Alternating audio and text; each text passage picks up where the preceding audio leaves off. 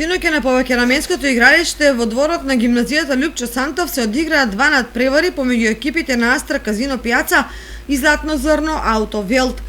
По одигрувањето на четвртфиналните средби на Петровденскиот турнир, познати се полуфиналистите за овогодишното 19-то издание на оваа спортска манифестација. По синоќешните надпревари екипата на Астра Казино беше поуспешна од тимот на Пијаца и со победа од 3:2 се пласираше во полуфиналето на турнирот, каде ќе се сретне со екипата на Балканокс.